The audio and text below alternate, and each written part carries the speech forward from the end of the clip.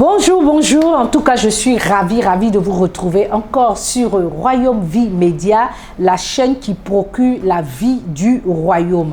Soyez bénis, vous qui nous suivez depuis, vous qui êtes fidèles à cette chaîne. Que la grâce de Dieu continue à se répandre sur vos vies. Aujourd'hui, je suis encore là avec un homme de Dieu que vous connaissez. Nous l'avons reçu déjà sur Royaume Vie Média pour son témoignage qui nous a véritablement édifiés. Si vous ne l'avez pas encore visualisé, je vous invite d'aller sur la chaîne YouTube Royaume Vie Média ou Facebook Royaume Vie Média et vous allez découvrir ce témoignage de cet homme de Dieu, le frère René, c'est-à-dire le frère Ojong Eta René, qui nous vient de la Belgique, qui nous a vraiment bénis. Alors, je suis encore aujourd'hui avec lui parce que je vous l'ai présenté comme un écrivain et donc il a un livre qui nous parle de la fin du terrorisme qu'ensemble nous allons découvrir. Mais je rappelle qu'il est le président fondateur d'une association Savoir gérer son potentiel. Il est leader d'opinion, comme je l'ai dit la dernière fois, engagé, ayant un fond spirituel et social très profond. C'est un chimiste biblique, il est ambassadeur de la paix pour l'Europe. Il est aussi le représentant de l'organisation pour l'Europe de Global Faith Coalition. Nous en parlerons. Tout de suite, je reçois le serviteur de Dieu, le frère Céleste, l'ambassadeur du Seigneur. J'essaie de me rappeler le messager du Seigneur. Voilà.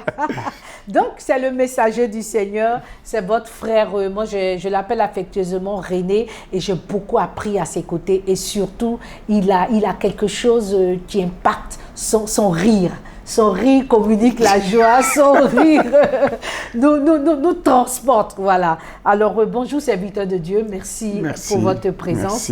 Merci. Et aujourd'hui, dans cette émission, nous allons découvrir son livre, donc l'émission 28 minutes pour un livre. 28 minutes pour un livre. Tout de suite, je vous dirais que La fin du terrorisme, c'est le titre du livre, c'est un classique inspirant qui dévoile la possibilité de mettre fin au terrorisme sans avoir recours aux armes. Alors, quelles armes? Alors, il s'agit, nous en parlerons, aux armes du combat, en d'autres termes, des armes sous d'autres formes que nous découvrirons avec vous. Et c'est un livre à lire absolument. Je vous encourage. Vous me demanderez, mais comment nous pouvons avoir ce livre? Mais il est déjà sur Amazon. Il est écrit en anglais comme en français. Donc, vous avez le choix. Si vous êtes anglophone, comme l'homme de Dieu, vous pouvez l'acheter sur Amazon en anglais ou en français, selon où vous vous sentiez bien. Alors, homme de Dieu, la fin du terrorisme. La fin du terrorisme. Ça sonne fort là. Oui. Pourquoi ce titre? Et qu'est-ce qui vous a motivé à donner ce titre? Oui, c'est le Seigneur Dieu Tout-Puissant qui m'a donné ce fardeau.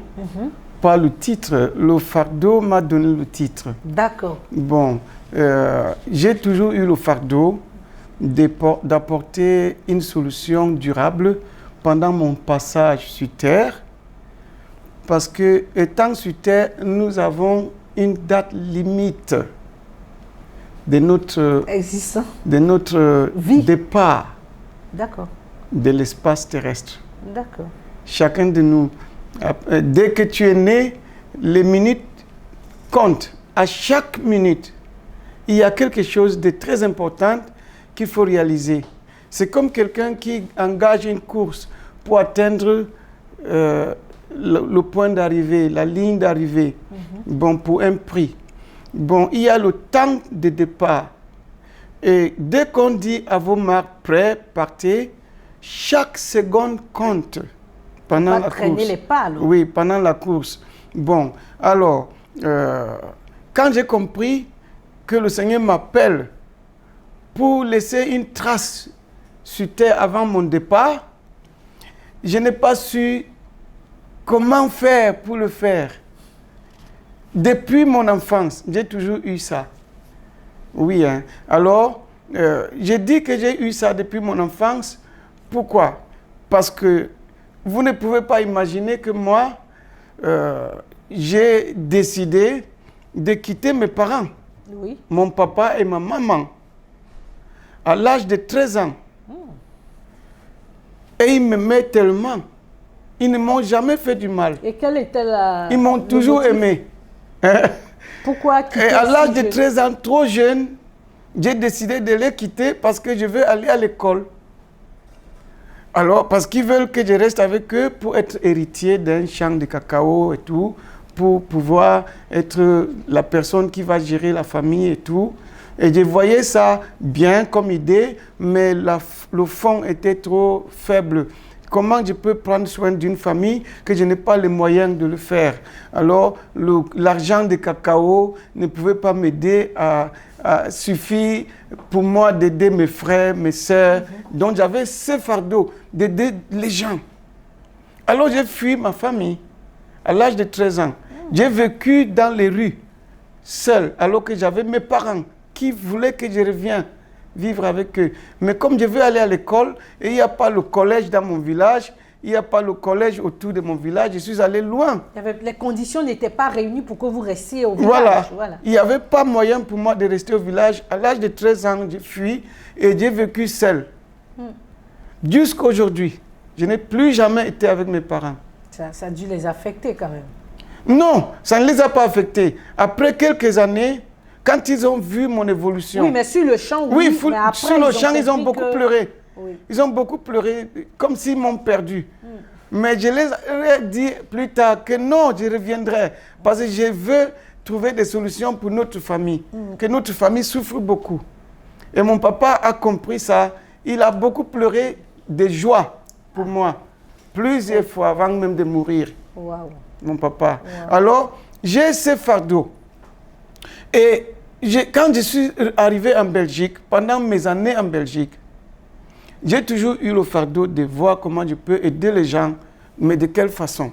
Alors, en 2016, si vous lisez le livre, vous allez voir que j'ai commencé par l'histoire de 2016. Oui, hein, bon, cette année-là, le 22 mars... 2016? Oui. Il y a eu des problèmes en Belgique. Que des malfaiteurs, au nom de Dieu, ils sont allés créer des problèmes à l'aéroport de Bruxelles. Ils ont bombardé l'aéroport, ils ont bombardé même les métros de Bruxelles et tout. Ça m'avait tellement touché. Et ces mêmes jours-là, j'étais assis là où je travaillais et j'ai pleuré. J'ai pleuré, demandant à Dieu de me montrer comment je peux apporter une solution.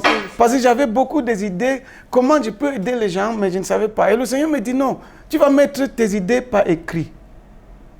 C'est là, moi je ne suis pas écrivain, que je suis allé faire les études des écrits pour savoir écrire les livres. Mais Dieu m'a dit commence à écrire. Et j'ai obéi. C'est ça que je parlais dans mon dernière émission. Que donner sa vie à Jésus est très important. Parce que quand lui, il te dit de faire quelque chose, tu le fais. Obéis. Tu ne comptes pas sur l'église, les pasteurs ou les évêques qui vont te dire, aujourd'hui, tu vas t'asseoir ou tu vas te lever. Bon, si c'est Dieu que tu traites avec directement, tu deviens quelqu'un de très influent. Donc alors, il me dit de commencer à écrire. Et je suis allé chez moi, j'ai dit à ma femme que je vais commencer à écrire. Elle a rigolé. Elle ne croyait pas? Alors j'ai commencé, elle n'a pas cru. Parce que je ne suis pas écrivain. Oui, bien sûr. Alors j'ai commencé à écrire sur mon téléphone. Sur la route, que je vais aller à l'école, au travail, au retour dans le train, dans la maison, partout, sur le lit, à chaque instant, j'étais toujours en train d'écrire. Inspiré par Dieu? Oui. Et j'ai écrit et écrit et écrit. Et finalement, par la grâce de Dieu, le contact que j'ai eu avec l'homme de Dieu qui s'appelle Dr Bernard Etta. Nous allons bientôt parler de lui. Cet homme de Dieu, lui, il a écrit 60 livres. Wow. Maintenant, c'est plus de ça, mais je compte 60. D'accord. Voilà. Tous ces livres sont sur Amazon. Hein. Vous pouvez les trouver. Bon, mais ça, c'est l'un de ces livres. Alors, Lui, il Et m'a tous ces aidé livres sont en anglais. en anglais. D'accord. Il m'a aidé, j'ai traduit d'autres en français. Ah, d'accord. Donc, il m'a aidé à faire publier ce livre aux La États-Unis. fin du terrorisme, oui. Oui. Il était vraiment content. Il a dit, waouh, mais comment tu as fait? Mais tu as trouvé de l'inspiration? Parce que dans le livre... Voilà, dans le livre, vous parlez de quel terrorisme? Voilà. Parce que dans le livre, j'ai parlé de comment le terrorisme commence. Parce que chaque chose a son début. Les humains ne sont pas nés terroristes. Oui. Ils deviennent terroristes parce qu'ils ont reçu quelque chose qui les a transformés, mais d'une façon négative. Alors, j'ai parlé de comment nous dormons même avec les terroristes, dans le même lit, sans le savoir. Et que nous avons des voisins terroristes. Et que nous passons à côté des terroristes dans les gares. Et même on s'assoit pour attendre les trains avec beaucoup de terroristes. Pourquoi? Parce qu'on ne connaît pas la pensée des gens.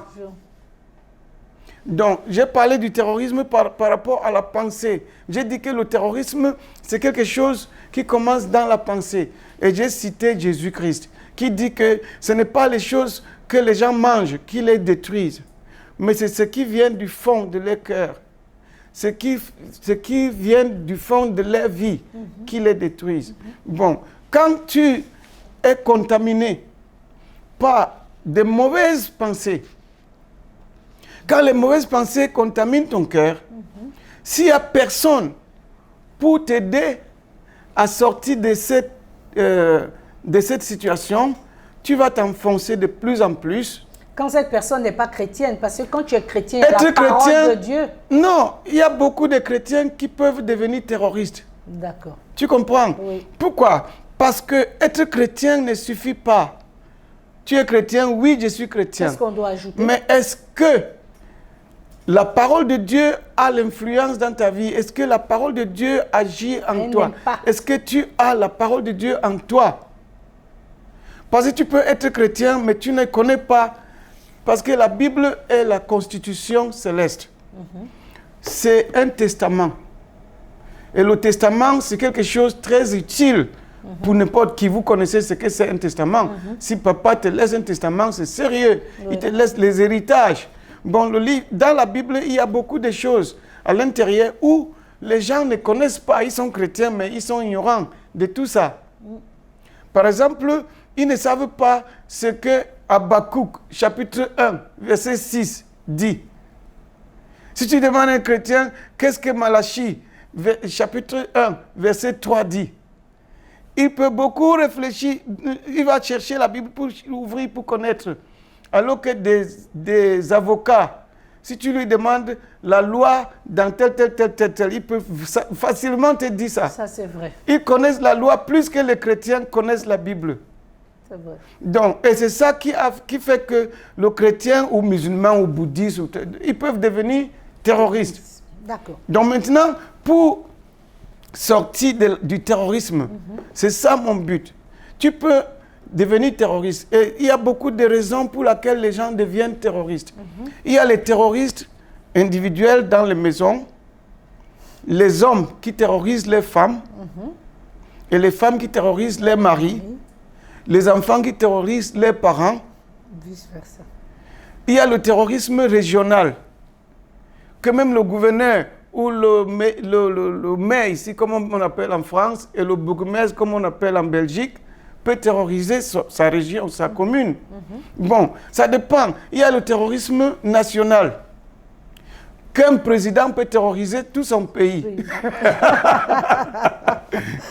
Bon, alors il y a le terrorisme individuel, que quelqu'un peut sortir de la maison, un fils qui terrorise ses parents peut aller terroriser ses voisins, il peut même terroriser les touristes, il peut aller terroriser une gare et aller partout quelque part. Politique, individuel, donc maintenant, économique même. Oui, partout. Voilà. Donc le terrorisme, c'est quelque chose que les gens reçoivent comme la possession démoniaque et satanique qui possède les gens et qui les dit de faire de mauvaises choses. Bon, et ce qui est très mauvais dans ça, c'est l'ignorance. Parce que la plupart le font au nom de Dieu. C'est ça. Donc, ils prennent Dieu comme un fou, comme un con. Dieu qui a créé le monde entier peut détruire le monde aussi en 1 minute s'il veut. Il est tout puissant. Pourquoi il ne le détruit pas? Wow. Si Dieu ne détruit pas le monde lui-même, qui suis-je pour aller détruire le monde au nom de Dieu? Je n'ai pas le droit de détruire le monde au nom de Dieu si Dieu lui-même ne détruit pas le monde parce qu'il est plus puissant que moi. Mes bombes et mes fusils que j'utilise pour aller tuer les gens ne sont pas capables, comme un seul ange qui peut descendre du ciel et détruire toute Bruxelles en 1 minute. D'accord. Mais ce livre, ça s'adresse à quel public? Ce livre s'adresse aux politiciens, aux religieux, aux individus, les gens individuels. Donc ça s'adresse à tout le monde. Si vous lisez dans ce livre, vous allez voir les passages, les chapitres qui sont que pour la politique. Un passage que j'ai consacré pour politique.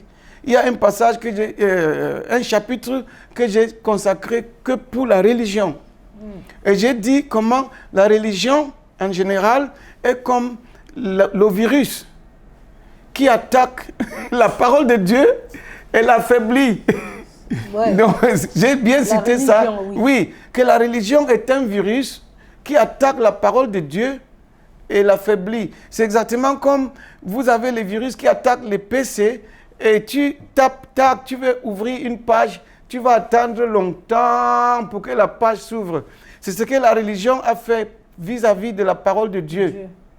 Donc la religion a tellement affaibli l'effet de Dieu sur la terre. Alors que Dieu n'a pas changé. Oui. Alors maintenant, dans ça, l'idée principale, oui. Mon idée principale pour faire finir le terrorisme, c'est ça que vous voulez savoir? Oui, avant d'arriver aux armes qu'on peut utiliser, quelle est l'idée principale? C'est vrai que vous vous adressez à l'idée principale, mon idée et mon rêve principal, c'est de dire comment les gens peuvent faire pour faire finir le terrorisme définitivement. Pour arrêter ça. Donc, oui. Alors, cette idée principale me vient de Dieu. Et j'ai pris comme, par exemple, le feu. Pour éteindre le feu, il y a une façon d'éteindre le feu. Oui. S'il y a le feu dans cette pièce, pour éteindre, on ne va pas penser à un autre feu. Par exemple, si tu veux éteindre le feu dans cette pièce, tu ne vas pas penser au feu pour dire que tu veux prendre le feu pour venir éteindre le feu. Le feu ne peut pas éteindre le feu. Oui. Bon, les choses qui peuvent éteindre le feu sont tout à fait contraires au feu. Par exemple, le sable, ou l'eau peut encore éteindre le feu. Bon, mais si tu viens avec le feu, ça ne va pas, ça peut plutôt augmenter le feu. Donc, alors je disais que pour faire finir le terrorisme, les armes que nous pouvons utiliser pour tuer les terroristes, ça ne va pas faire finir le terrorisme. Parce que si moi je suis terroriste et vous me tuez, si j'ai une famille, ils vont devenir terroristes. C'est ça. Parce qu'ils ne vont pas comprendre pourquoi vous m'avez tué. Puisqu'ils ne savent pas, ils vont croire que vous êtes méchant, vous qui avez tué mon fils. Avant, ils vont commencer à chercher à venger. S'ils ne vengent pas cette année, ils vont venger un jour. Alors que si vous transformez le terroriste par l'éducation, c'est ça que je disais que pour faire finir le terrorisme, si on a l'occasion d'avoir un terroriste devant nous, que nous avons eu la grâce de Dieu de l'avoir, parce qu'eux, ils se cachent. Les terroristes se cachent. Ils se dévoilent par leurs actes, c'est ça? Oui, ils se dévoilent et ils se cachent très rapidement. Ils ne veulent pas qu'on les attrape. Pourquoi?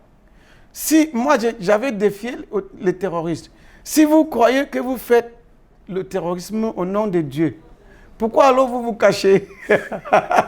Parce que Dieu, quand il fait ces choses, il ne se cache pas. Tout à fait. Tout ce qui est de la lumière ne se cache pas. Ce sont les choses des ténèbres qui se cachent.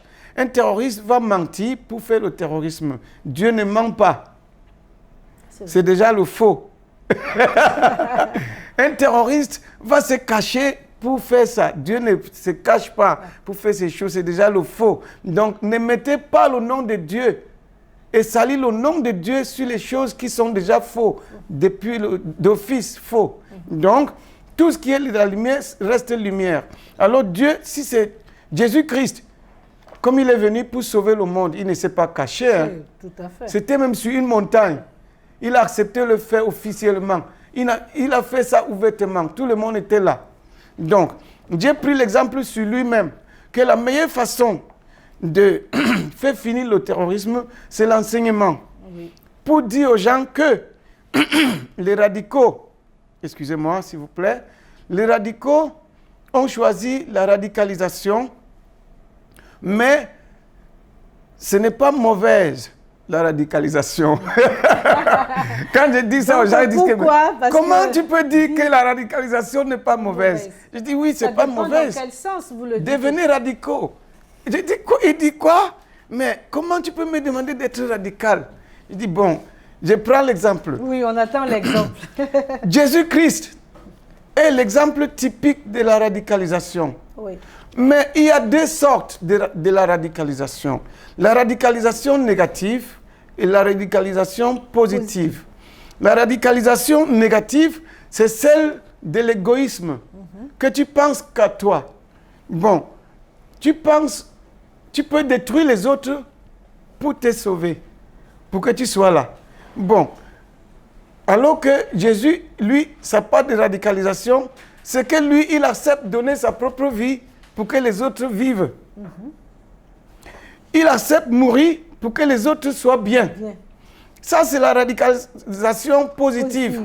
Que tu peux accepter de rester affamé chez toi pour que quelqu'un mange.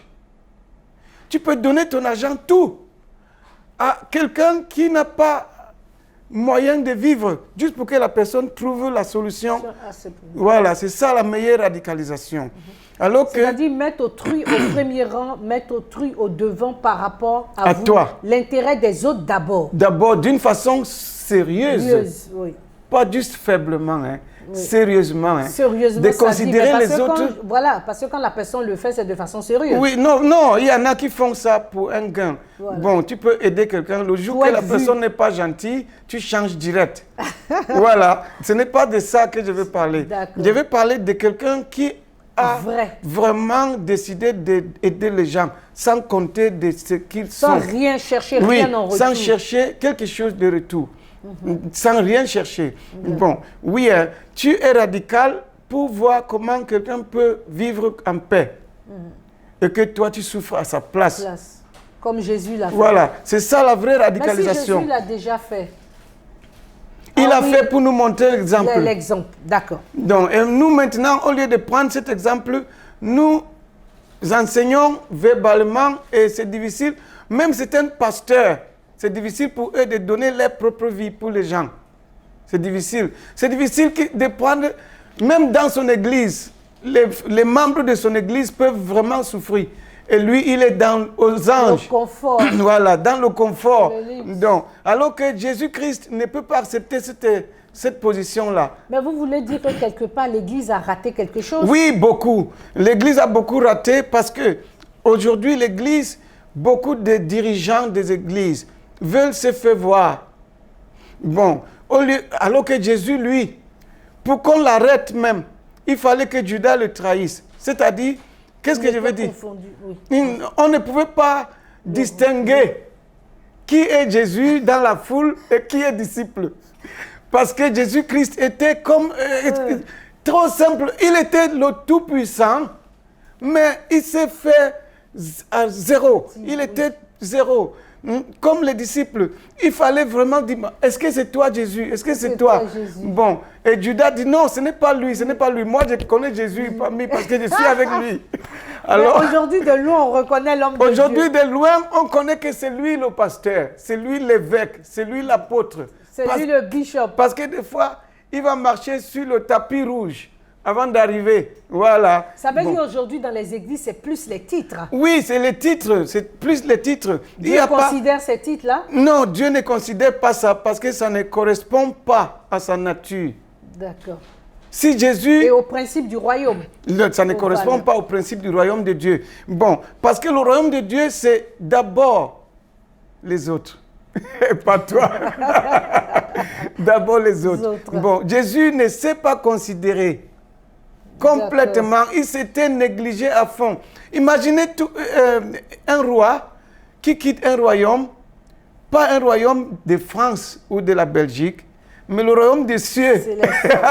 Donc, le plus grand royaume inédit. Qui peut exister. Voilà. Il quitte ce royaume-là comme le roi. Et il vient, premièrement, il se laisse naître dans un endroit trop sale. Deuxièmement, il se laisse vivre avec des pauvres complets, charpentiers. Il se confond à la foule. Et imaginez qu'il accepte de dormir au sol, hein, dans les lits bâtis avec la terre qu'on a moulé, la terre, il se couche sur ça.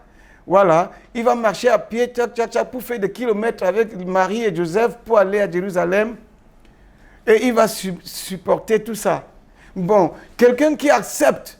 Mais beaucoup de gens voient seulement que Jésus a pris la croix. Mais la croix ne suffit pas par rapport à toute la souffrance que Jésus a eue pendant les 30 ans, avant même de commencer son ministère. Imaginez qu'il aille dans un désert rester 40 jours et 40 nuits sans rien manger. Et là-bas, il n'y a pas une maison. Et vous connaissez le désert que le jour, il fait très chaud. Et il fait très froid la nuit. Et il persévère rester, juste parce qu'il veut rester avec les humains. Wow. Donc Jésus n'avait pas considéré sa vie. Bon, aujourd'hui, les hommes de Dieu se considèrent tellement qu'ils ne peuvent pas donner leur propre vie pour les autres. Ils ne peuvent pas mettre les autres au préférence. Donc, la vraie radicalisation, c'est celle de donner sa propre vie pour les autres. Sa propre vie, ce n'est pas forcément je ne dis pas de tuer sa vie. Je dis de penser aux autres, d'investir pour les autres. Oui, c'est ça que je veux dire. Alors, bon, on ne peut pas tout dire, mais je vous invite à acheter le livre. Vous pouvez l'avoir sur Amazon. Amazon, le titre, c'est La fin du terrorisme de notre frère Ojong Etta René. Alors, voilà, vous avez eu des informations sur ce livre. L'émission est terminée. Nous avons parlé du terrorisme. Donc, le terrorisme reste le terrorisme, comme il a dit, mais la radicalisation. Radicalisation positive, radicalisation négative. Autant pour moi. Et donc, l'émission est terminée, mais rapidement, un dernier mot. Peut-être que vous voulez vous adresser à une personne qui est chrétienne, mais qui vit ce terrorisme, qui fait vivre. Je ne m'adresse pas qu'aux chrétiens. Oui, mais je n'avais pas fini. Je vais m'adresser à tout le monde. Moi, j'ai l'habitude de partager ces livres aux policiers. Ah, d'accord.